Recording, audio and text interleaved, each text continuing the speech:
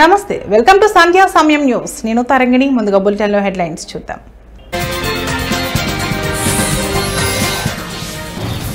రేపే సీఎం చంద్రబాబుతో cine industry భేటీ సినీ పరిశ్రమ అభివృద్ధి సమస్యలపై ప్రధానంగా భేటీలో చర్చించే ఛాన్స్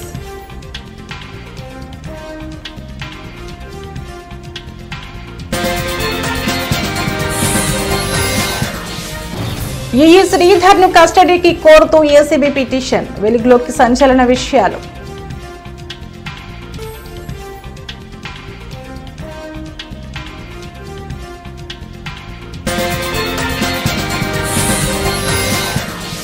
ఫోన్ ట్యాపింగ్ కేసులో కొనసాగుతున్న విచారణ మరోసారి సిట్ ముందుకు హాజరైన ప్రభాకర్ రావు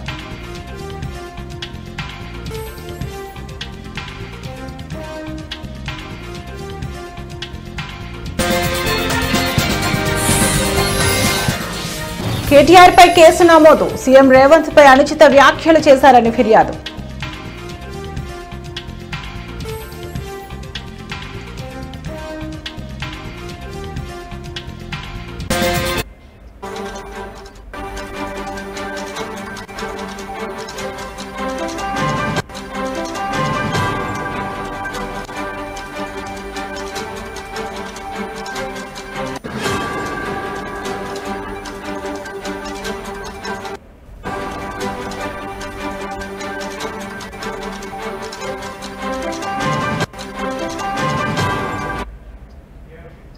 బ్రేకింగ్ న్యూస్ చూస్తున్నాం.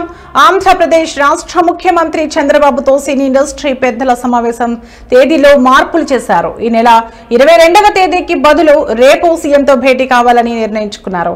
ఈ నేపథ్యంలో రేపు సాయంత్రం 4 గంటలకి అమరావతిలో సీఎం చంద్రబాబుతో తెలుగు సినీ పరిశ్రమ ప్రముఖులు భేటీ కానున్నారు. కాగా ఈ సమావేశానికి పవన్ కళ్యాణ్ నేతృత్వం వహించబోతున్నారు.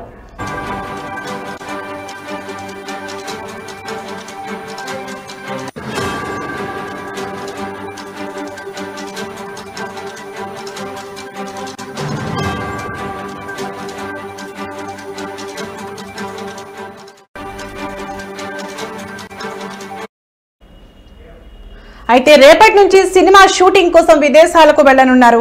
ఈ నేపథ్యంలో రేపు సీఎంతో సినీ పెద్దల సమావేశం ఏర్పాటు చేశారు. ఇక ఈ భేటీలో సినిమాల్లో తమకు ఎదురవుతున్న సమస్యలు, ఏపీలో షూటింగ్లకు పర్మిషన్, లొకేషన్ సమస్యలు, పన్నుల విధానం, సినీ పరిశ్రమ అభివృద్ధి తదితర అంశాలపై ప్రధానంగా చర్చించే అవకాశం ఉంది.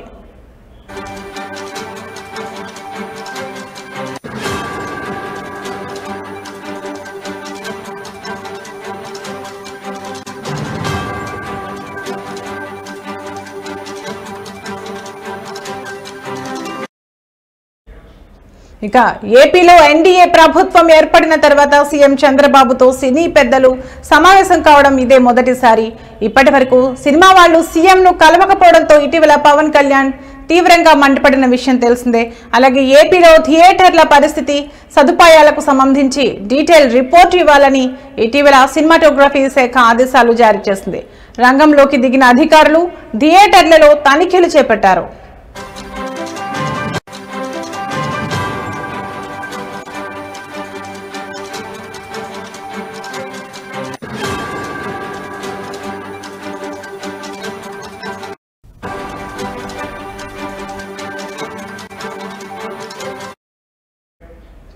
మరోవైపు రాష్ట్ర విభజన జరిగి 11 ఏళ్లు అయినప్పటికీ రాష్ట్రానికి పూర్తిగా సినీ ఇండస్ట్రీ రాలేదు.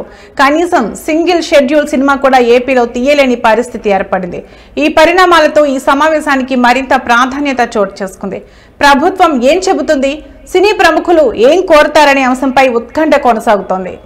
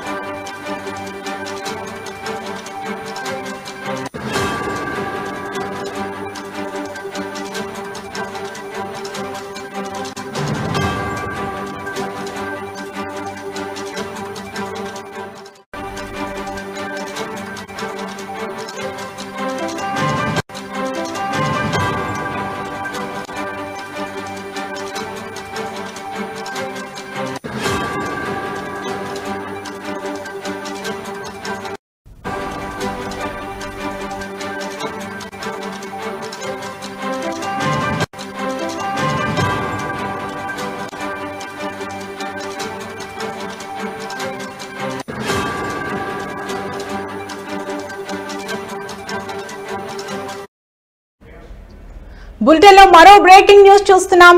నీటిపారుదల శాఖ ఎగ్జిక్యూటివ్ ఇంజనీర్ నూనె శ్రీధర్ ను ఏసీబీ అధికారులు గురువారం రిమాండ్ కు తరలించారు. ఆదాయానికి మించి ఆస్తులు ఉన్నాయని అభియోగాల మేరకు ఆయనపై కేసు నమోదైంది. తాజా సమాచారం ప్రకారం 150 కోట్లకు పైగానే శ్రీధర్ అక్రమంగా ఆస్తులను కూడబెట్టినట్లుగా ప్రాథమికంగా తెలుస్తోంది. హైదరాబాద్, కరీంనగర్, వరంగల్, సిద్దిపేట ప్రాంతాల్లో అత్యంత విలువైన ఆస్తులు ఉన్నట్లుగా ఏసీబీ అధికారులు గుర్తించారు. ఈ నేపథ్యంలోనే కాళేశ్వరం ఈఈ శ్రీధర్ ను తమ కస్టడీకి ఇవ్వాలని కోరుతూ ఏసీబీ అధికారులు కోర్టులో ఇవాళ పిటిషన్ దాఖలు చేశారు. అక్రమాస్తుల కేసులో మరిన్ని వివరాలు రాబట్టాల్సి ఉందని, ప్రభుత్వ ప్రాజెక్టులలో నిందితుడు పెద్ద ఎత్తున అవినీతికి పాల్పడ్డాడని, ఈ మేరకు వారం రోజుల పాటు శ్రీధర్ ను విచారించేందుకు కస్టడీకి ఇవ్వాలని కోరిన ఏసీబీ ఆ పిటిషన్లో పేర్కొంది.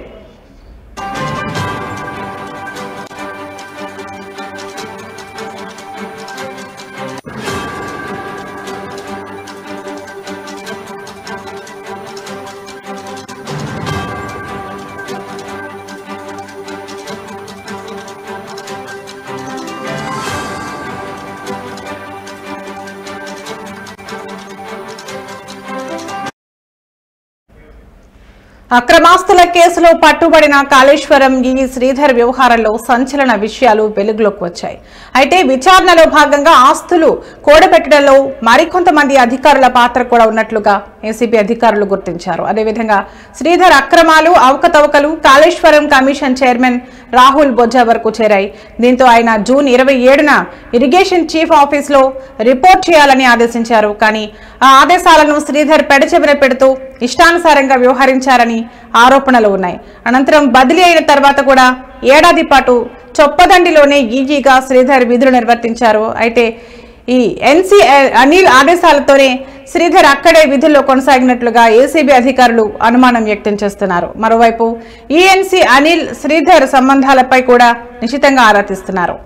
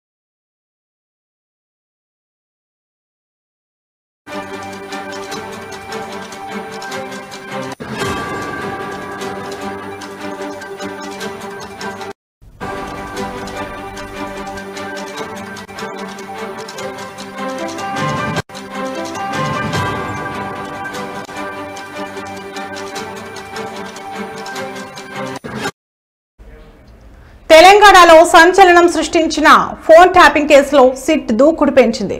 ఈ కేసు వ్యవహారంలో ప్రధాన నిందితుడిగా ఉన్న ఎస్ఐబి మాజీ చీఫ్ ప్రభాకర్ రావు మూడోసారి సిట్ విచారణకు హాజరయ్యారు. శనివారం జూబ్లీహిల్స్ పిఎస్లోని సిట్ కార్యాలయంలో విచారణ జరుగుతోంది. ఇక సిట్ అధికారులు ఎలాంటి ప్రశ్నలు వేస్తారనే దానిపై ఉత్కంఠ రేపుతోంది. నిన్న మాజీ డీఎస్పీ ప్రణీత్ రావుపై సిట్ అధికారులు ప్రశ్నల వర్షం కురిపించిన విషయం తెలిసిందే. ప్రభాకర్ రావు ఆదేశాలతోనే హార్డ్ డిస్క్ ధ్వంసం చేశామని ప్రణీత్ రావు అధికారులకు చెప్పినట్లు సమాచారం. ప్రణీత్ రావు స్టేట్మెంట్ ఆధారంగా ప్రభాకర్ రావు విచారణ ఉండే అవకాశం ఉన్నట్లు తెలుస్తోంది. దీంతో ప్రభాకర్ రావు విచారణ నేడు కీలకంగా మారనుంది.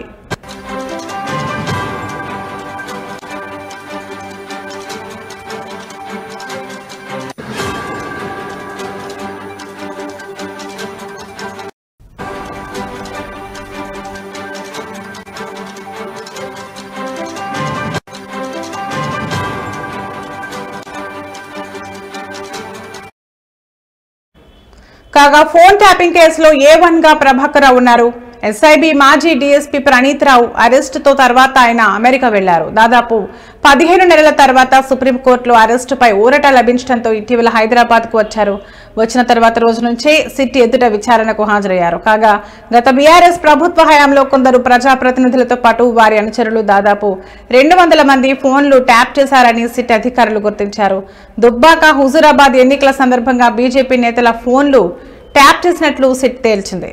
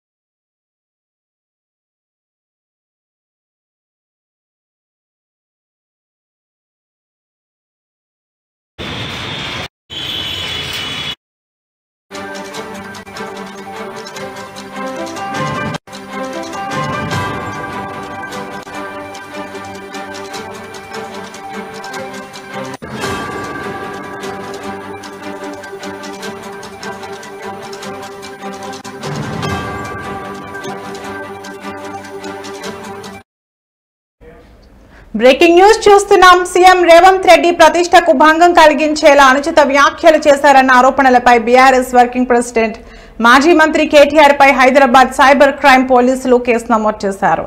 కాంగ్రెస్ పార్టీకి చెందిన ఎమ్మెల్సీ బల్మూరి వెంకట్ ఈ మేరకు పోలీసులకు ఫిర్యాదు చేశారు.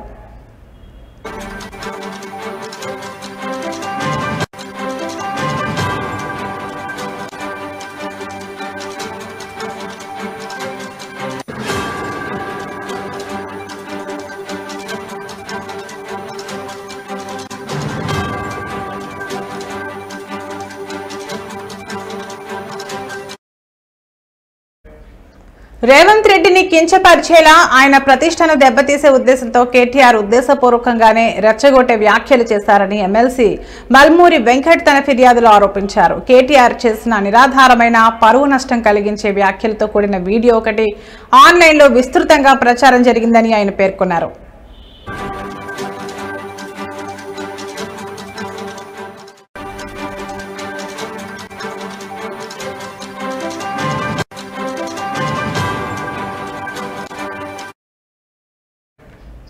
ముఖ్యంగా కాళేశ్వరం ప్రాజెక్టులో జరిగిన అవకతవకలపై మాజీ సీఎం కేసీఆర్ ను విచారణ కమిషన్ ప్రశ్నిస్తున్న సున్నితమైన తరుణంలో ఇలాంటి వ్యాఖ్యలు చేయడం ద్వారా ప్రజల మధ్య విద్వేషాలు రెచ్చగొట్టి ప్రజాశాంతికి భంగం కలిగించే ప్రమాదం ఉందని ఫిర్యాదులు వివరించారు. ఈ ఆరోపణలకు బలం చేకూర్చేలా పలు సోషల్ మీడియా పోస్టులను కూడా ఆధారాలుగా సమర్పించారు.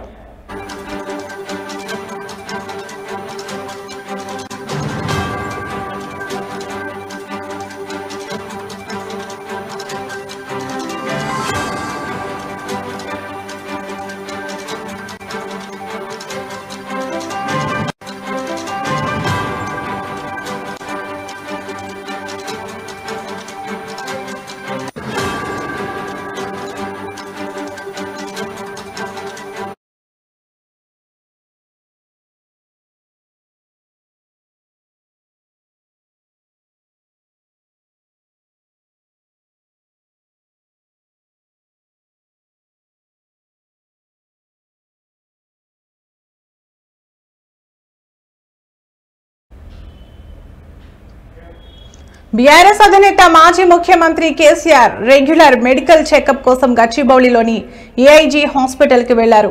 కేసీఆర్ తో ఆసుపత్రికి కేటీఆర్, హరీష్ రావు వచ్చారు. అయితే నిన్న కొన్ని టెస్టుల తర్వాత ఈ రోజు మరోసారి ఆసుపత్రికి వెళ్లారు కేసీఆర్. కాగా గత కొన్ని రోజుల నుంచి ఆయన జలుబుతో బాధపడుతున్నారు. వైద్య పరీక్షలు పూర్తయిన వెంటనే నందినగర్ నివాసానికి వెళ్లనున్నారు.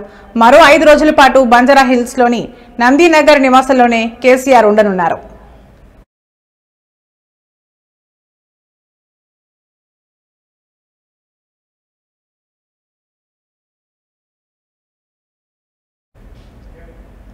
అయితే గత అసెంబ్లీ ఎన్నికలకు ముందు కేసీఆర్ ఎర్రవల్లి ఫామ్ హౌస్ లోని బాత్రూమ్ లో కాలు జారి పడడంతో యశోద ఆసుపత్రికి కొన్ని రోజుల పాటు చికిత్స పొందారు. ఆ తర్వాత ఫామ్ హౌస్ లోనే రెస్ట్ తీసుకుంటున్నారు. ఇక గత కొంతకాలంగా జలుబుతో ఇబ్బంది పడుతున్న ఆయన ఏఐజీ ఆసుపత్రిలో చెకప్ కోసం వెళ్లారు. మిగతా టెస్టుల కోసమని ఈ రోజు మరోసారి వెళ్లారు.